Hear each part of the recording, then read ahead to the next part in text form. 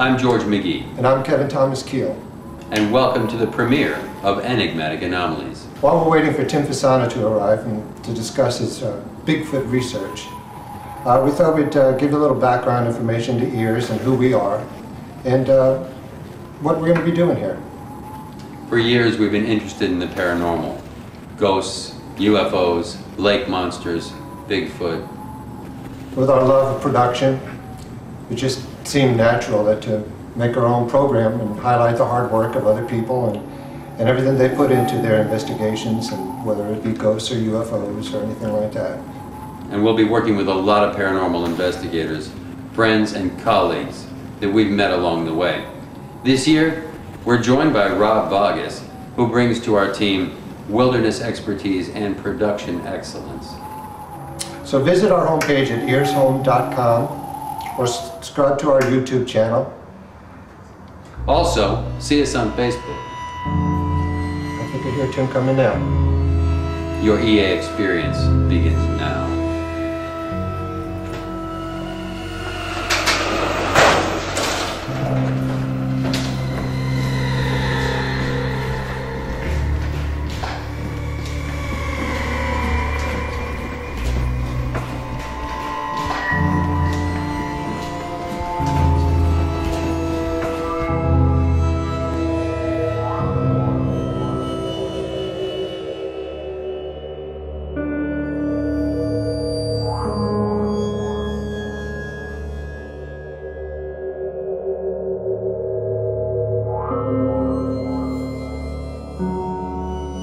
Welcome, ladies and gentlemen, to Enigmatic Anomalies.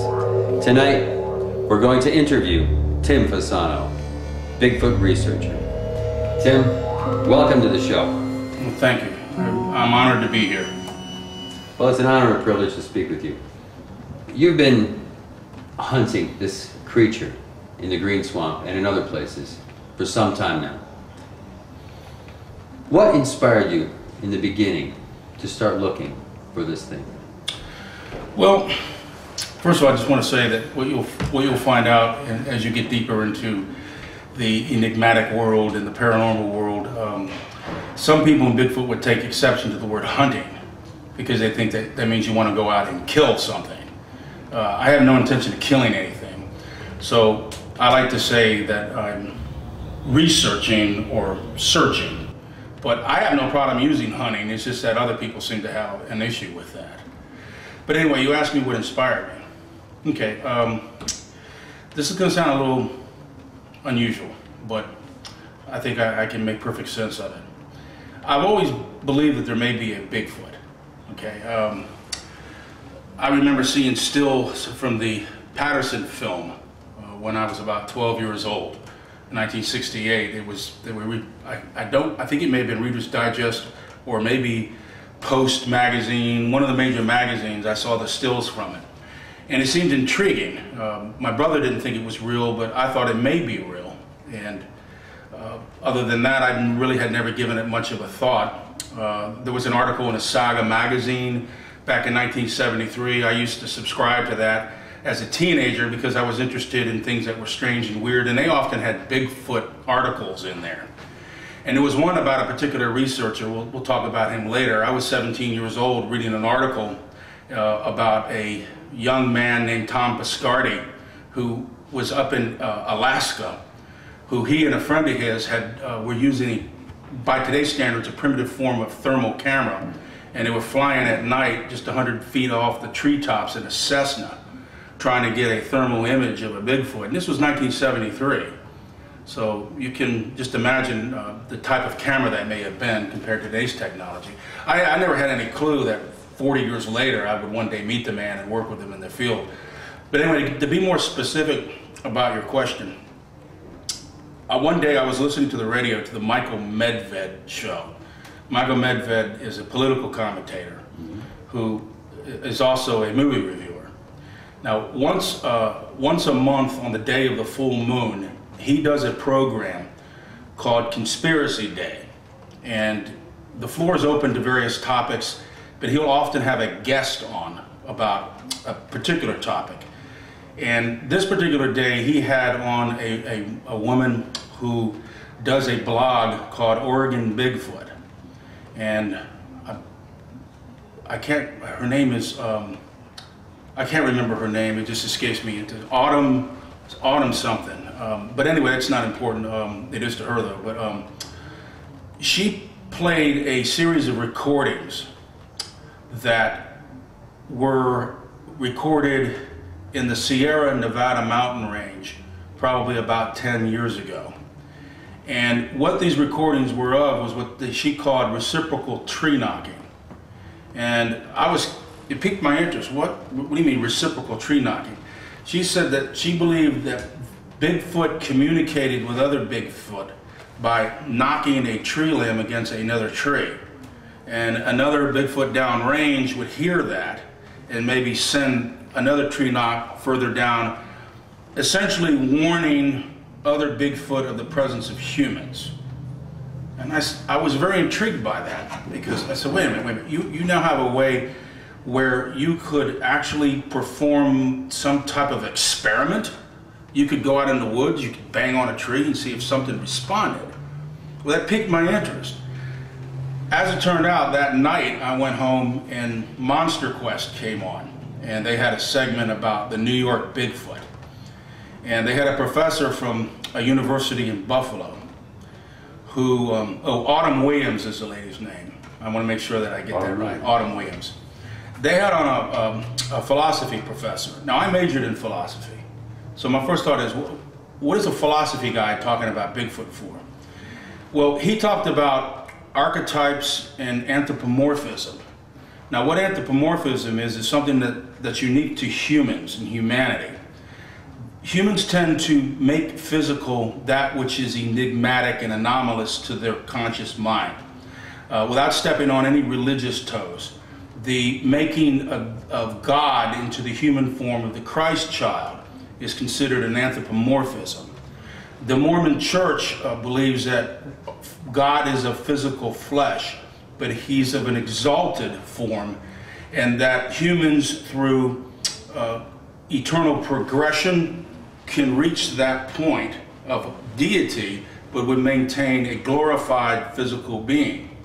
Now, what the philosophy professor pointed out is that that is a psychological security producer that humans do so that they don't feel so alone and so frightened in a terrifying world.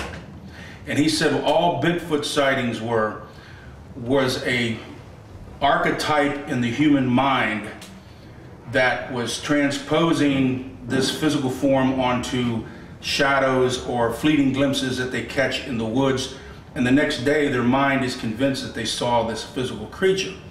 So I was intrigued that on one hand you had someone claiming that through empiricism, which is part of the scientific process, you could discover a Bigfoot, and the other guy saying that it was merely an invention of the human mind, which would be more towards rationalism versus empiricism. And these are the two twin pillars of epistemology. Now, epistemology is the study of knowledge and how humans can acquire knowledge. So I said, this is incredible. I'm going to try to get into this. So the next day I went out to the Green Swamp, actually the Dead River area, with a Louisville slugger. And I went out off the road, not very far, and I banged on a tree, 3 knocks, bang, bang, bang. I realized I did not have to hit it like Derek Jeter as hard as I could, because the vibration just went right through my body. And I didn't get any response. And I banged again, but then I did hear a response and I recorded it. And it was pointed out to me that, and I found similar recordings on subsequently on other websites, that what actually had responded was perhaps a bobcat that I had scared the shit out of.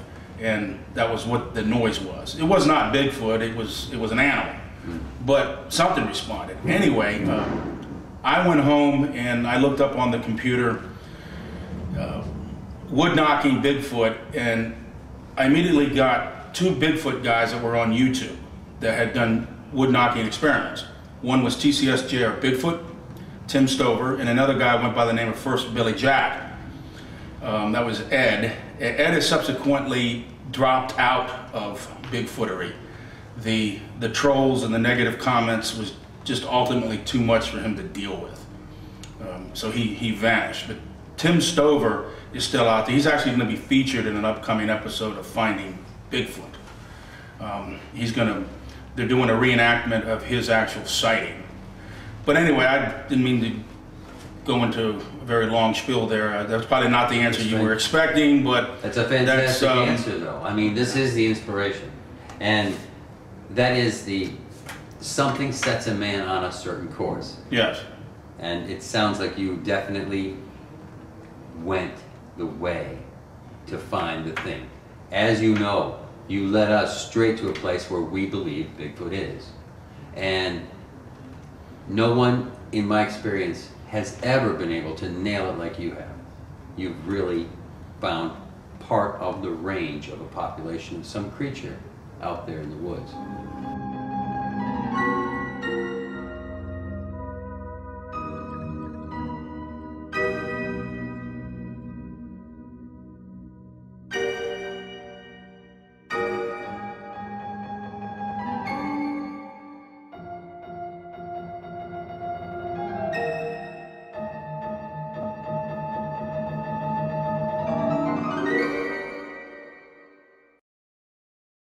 Visit Tim Fasano's website, bigfootafterdark.com.